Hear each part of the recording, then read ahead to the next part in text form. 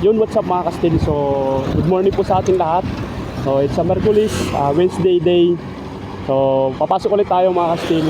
So, meron na pala akong i-share sa inyo tungkol sa dadaanan ko ngayon. Galing kasi ako sa Linas. Tapos, ito po yung daan ko papunta sa Gentry. Kasi yung duty ko kasi sa Gentry. So, dito nga pala ako sa River Park, Signature Federal and Community. Ito po yung daan na ginagawa pa lang para sa daan papunta sa mga Gentry, sa Tansa, sa Tagaytay. Ito po yung way para mabilis.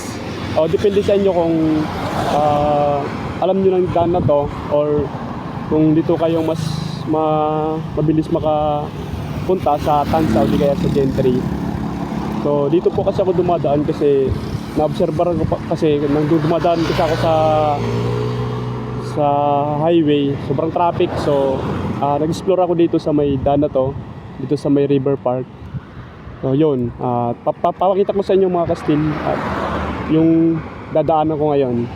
So papakita ko mga kastil kung ano po yung madadaanan ko ngayon. So yun, simulan na tayo, let's go!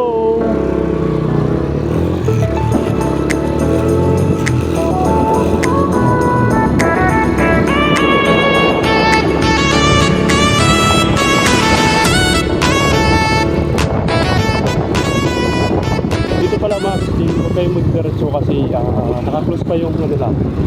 So road close. So dito kakanan kayo, kanan yan. Tapos diretso lang yan.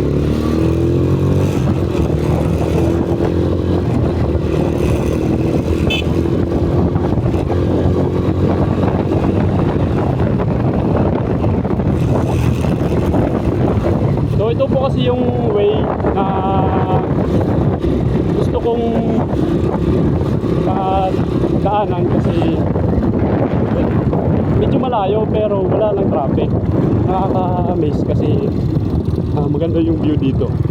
Tsaka di pa masyadong ayos yung mga kalsada kasi going pa siya. Dito daming buhangin, dapat chill lang yung drive, na sa 20 speed limit lang. Nakalagay naman dito kung ilang limit lang yung takbo natin. So nung pasok ko pala mga kastil 9 AM umaga. So time check siguro mga 8 na to, 8:20 or 8:25.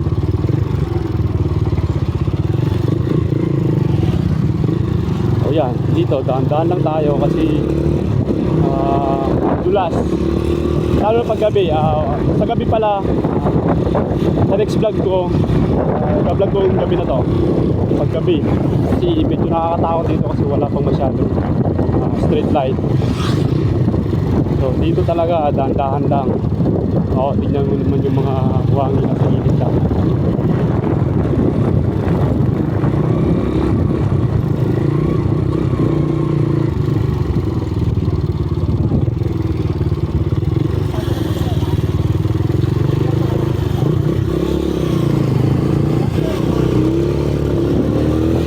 Dito, diretso lang kasi may ikon naman nakalagay kung anong ruta tayo. May mga sign naman doon sa dulo. Tingnan natin. Let's go!